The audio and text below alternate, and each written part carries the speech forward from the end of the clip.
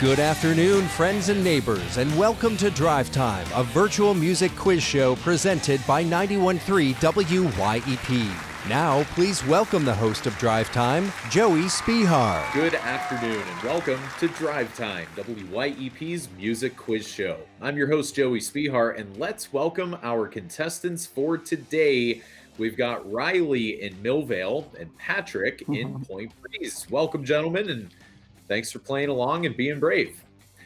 We'll start the show with a series of classic album covers. All you have to do is take a look and guess what the album is. Each correct answer in this round is worth 1 point, and if you like what you're seeing, be sure to comment, like, and subscribe below.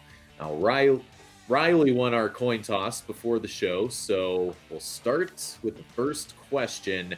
Riley, take a look at this. Looks like something that you'd see in like a late '90s album cover, but I really don't know. I'm gonna turn this one over. I don't know the answer to that one. Well, Patrick, what do you think about it? The artist is Wilco. The album is I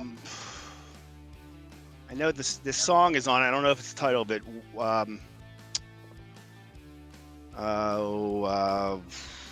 What Life? Well, I like your effort, and you're halfway there, so we're going to give you the point for that. The album is Sky Blue Sky from Wilco. Their sixth, which was criticized by some rock critics as being too perfect and too dad rock. But personally, I think it's perfect, maybe because I'm a dad. Also, this album was WYEP's top record in 2007.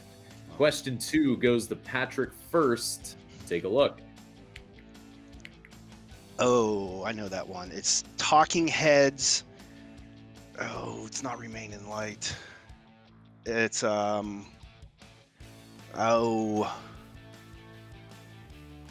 don't know the title of it. It's Talking Heads though.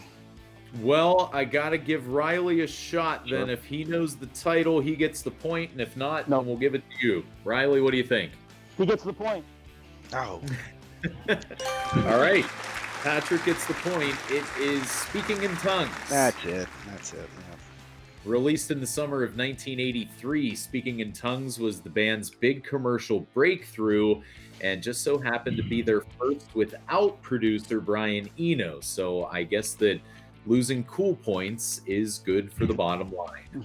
Question 3 goes to Riley first. Take a look. Oh, gosh. I think if you make your face look like hers, it might give you... No, I don't know. Nope. Patrick, what do you think? I don't think anything. I'm gonna take a guess. That looks like it could be Aretha Franklin, some type of early gospel church one that she did where the Rolling Stones were an audience. That one. Well, you're halfway there. Is Aretha Franklin. The album, I Never Loved a Man the Way I Love You. And that was a big one for her. And a lot of drama surrounding the making of this record. It started down in Muscle Shoals, Alabama, but one of the horn players apparently had a thing for Aretha, and her husband / manager at the time decided that he was going to have a little brawl, and they ended up scrapping those recordings and moving to New York, where they finished the album. So we'll give you a point for that because you got to read the right. So that moves us to the last question in round 1. Patrick, you get first shot. Take a look. Oh, I know. Looks familiar. I do not know this one. Probably know it after you reveal it. And I'll say, to take a guess, World Party Best Of. Oh, interesting. It's wrong, but I like the way you're thinking. Riley, what do you think about this one? I'm excited to answer this one just because I took my daughter to the record store just this week and bought this very album for her. Nice. She loves it. It's Vampire Weekend's Father of the Bride. That is correct. Vampire Weekend's fourth album came out in 2019 after almost 6 years without new material.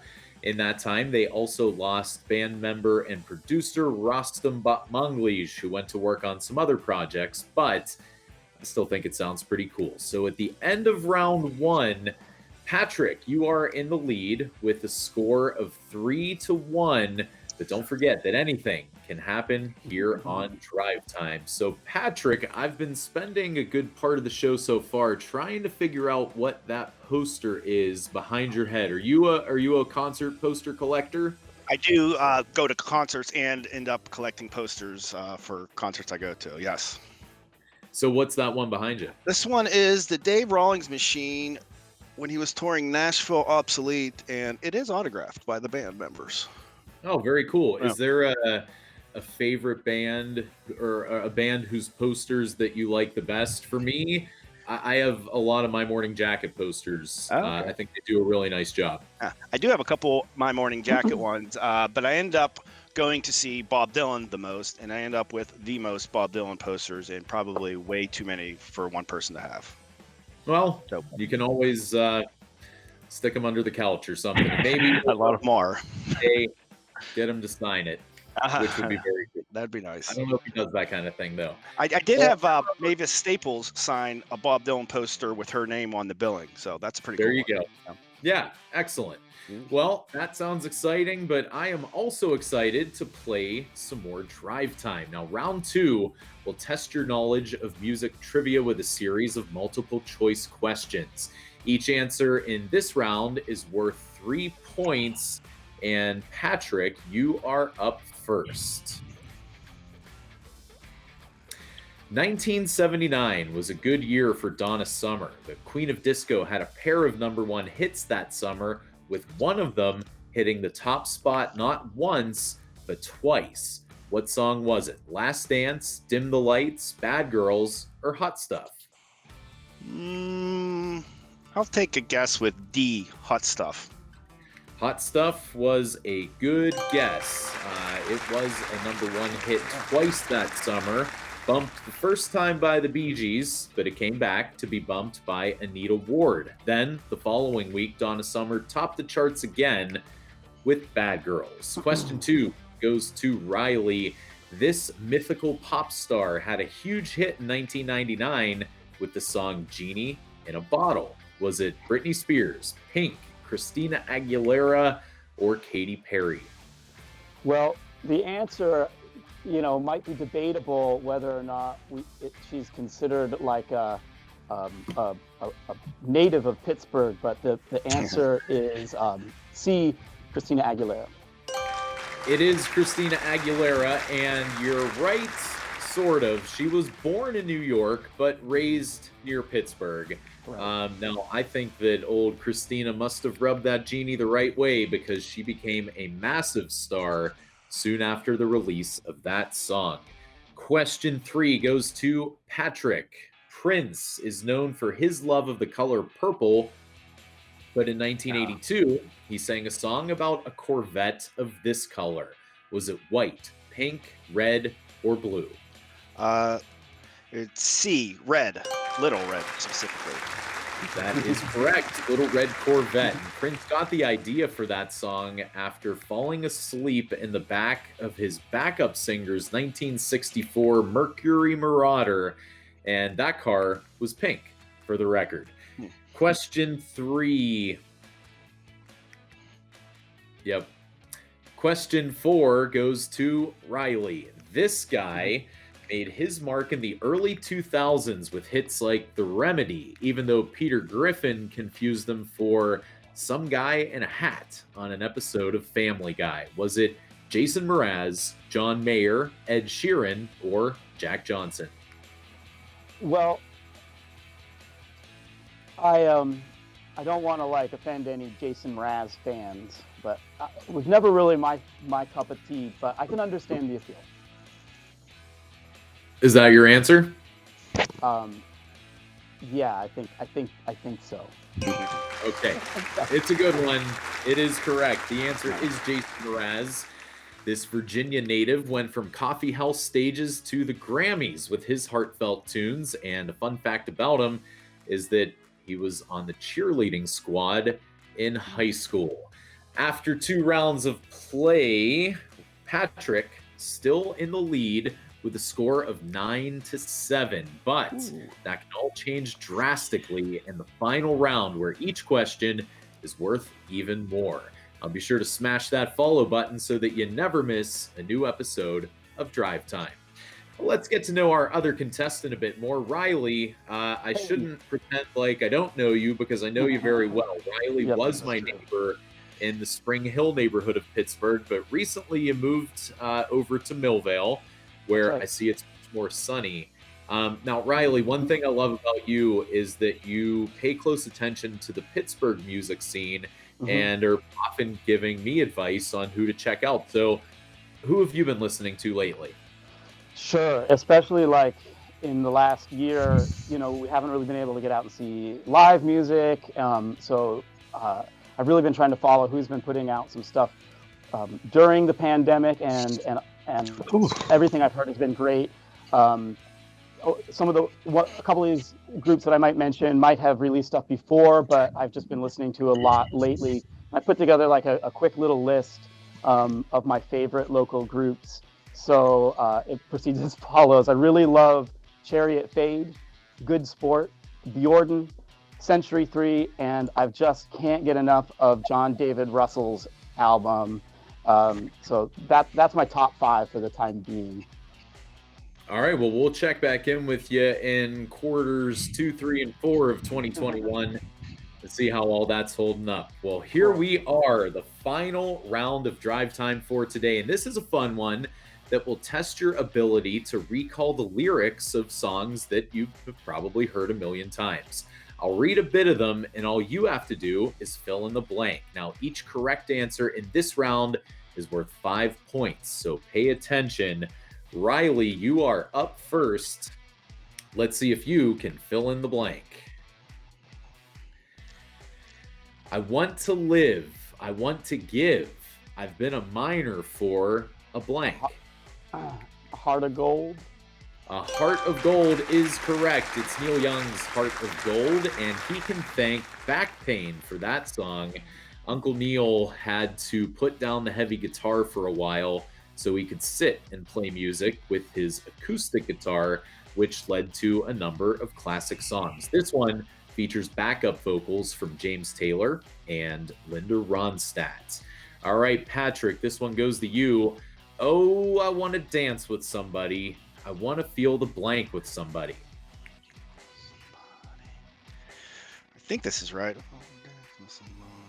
I want to feel the heat with somebody.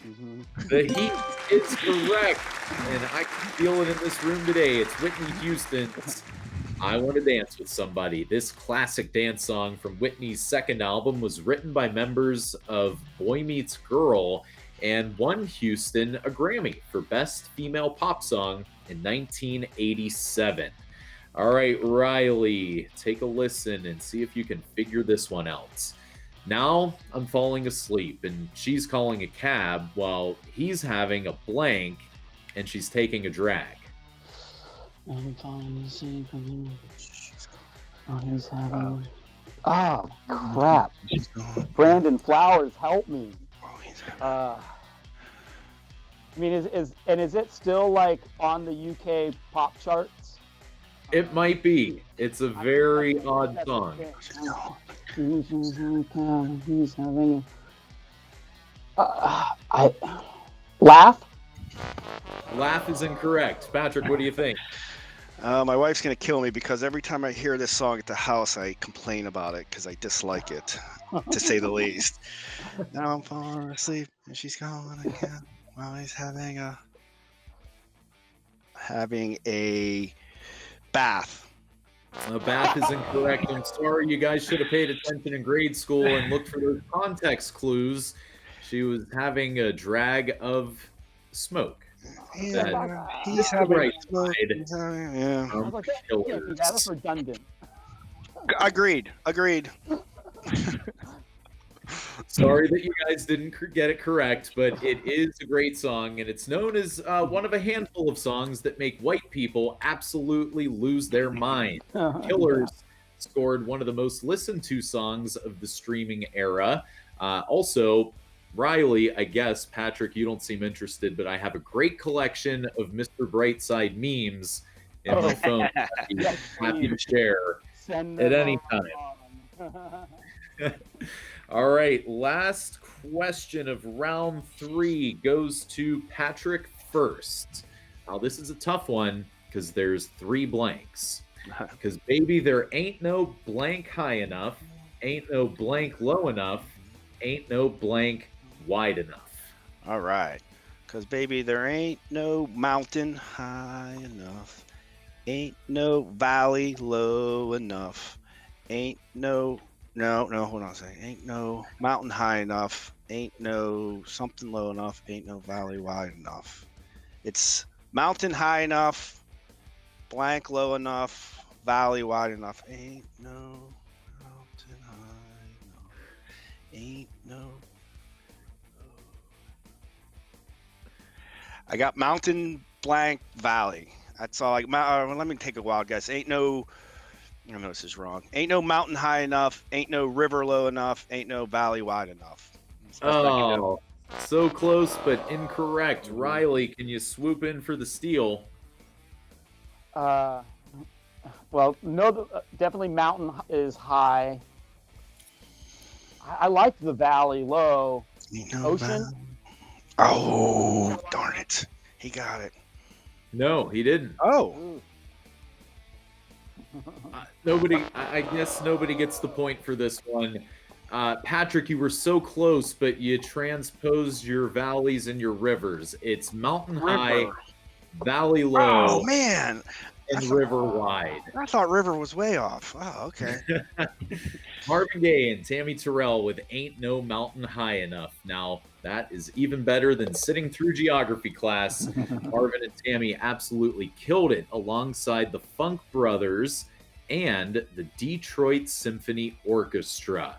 So, after 3 rounds of play and a very close game, we're ready to crown a winner for this episode of Drive Time with a score of 14-12. Congratulations, Patrick. You are today's winner. I'll be sending you something special from the old prize bag that sits down in the basement of the radio station. Riley, you can just steal a mug from my kitchen next time you're Nice. over. Thanks again to our contestants, Riley and Patrick, and thanks to our producer, Nick Wright. And of course, thanks to you for watching and playing along. Be sure to comment, like, and subscribe below so that you never miss a new episode of Drive Time. And also want to remind you to check out our Women's History Month on-demand playlist. You can hear songs from some of my personal favorite artists, including Phoebe Bridgers and the Staves.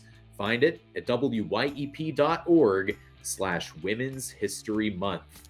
Check out past episodes of Drive Time and sign up to be a contestant at wyep.org. From all of us here and at home at WYEP, thanks for joining me. I'm Joey Spehar, and I'll see you next week for another episode of Drive Time.